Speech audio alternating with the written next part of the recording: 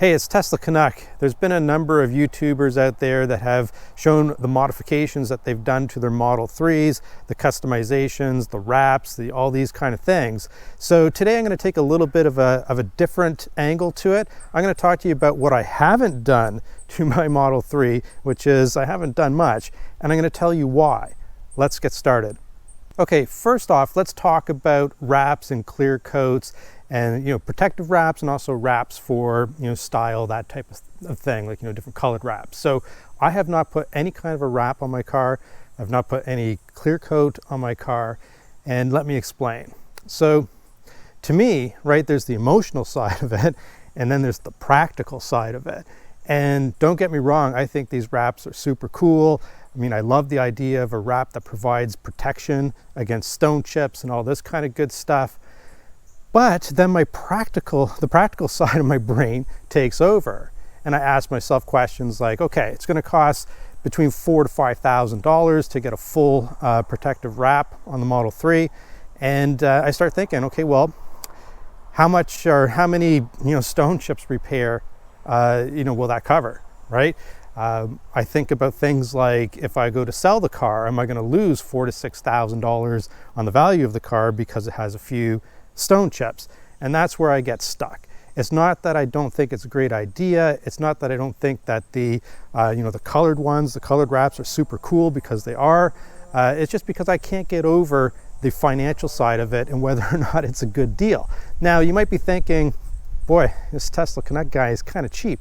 I don't know if cheap is the right word, but the analytical side of my brain usually takes over and says, hey, is this worth the money? And that's the only reason why I haven't done it. Would love to have the debate in the comments. I know that a lot of you swear by the different protective wraps and that kind of thing. If you believe in them strongly, please let me know in the comments. Convince me. Maybe I should get it done. In the meantime, let's take a close look at the front of my car and see whether or not I have a lot of stone chips.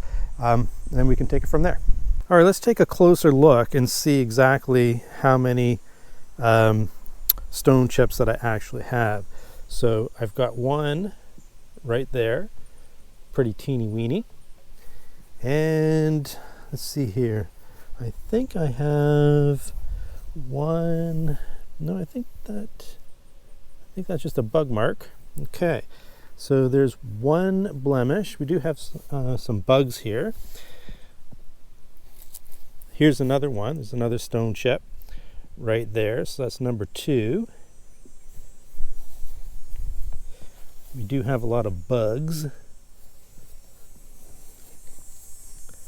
but those aren't stone chips. Let's see. More bugs. It's the summertime. It's hard to keep those bugs off your car. That looks like a bug. Yeah, that's a bug. Let's see here. Okay, this right here is definitely a stone chip. So that's what, number 3 or 4. I've lost track already. And this one here would make 5. So that's the extent of the stone chips that I have on the front of my car. All right, next up, let's talk about the tires and the rims. So I have not put aftermarket rims or tires on my car. So what you see here is actually the rims that come underneath the Aero wheel plastic cover.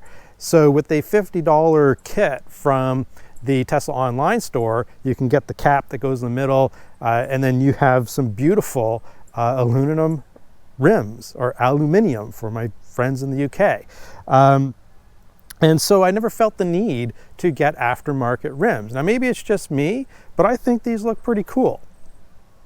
All right, turning our attention to the back of the car, I have definitely not done anything like this guy. And I have definitely not put in a trailer hitch and hung a set of nuts from them either. So none of that stuff. So the only other thing that I have done to my car is I did get it tinted. I got a 35% tint, basically the front driver, front passenger, rear passenger on the left, rear on the right. And of course on the back, now I did do a video, it was one of my very first videos, and on the back it's only a half of the glass tinted. Quite honestly, looks terrible, but tint is the only other thing that I've done to the car other than what I've mentioned. And if you want to take a look at the horrible tint job, I'll put a link in the description below. It was one of my first videos, very shaky, not really happy with it, but it seems to be helpful to some people. So if you do watch it, keep in mind that it was like my first or second video.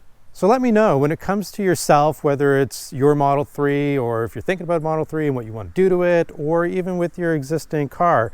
When it comes to making a decision about what mods you're going to do or customizations, does the emotional side of your brain take over, or does the analytical side of your brain take over? Let me know in the comments, and also let me know if you think Tesla Canuck is just being cheap. Maybe I am, I don't know, but I'm happy with my Model 3 pretty much the way it came. So that's just me, Tesla Canuck, over and out.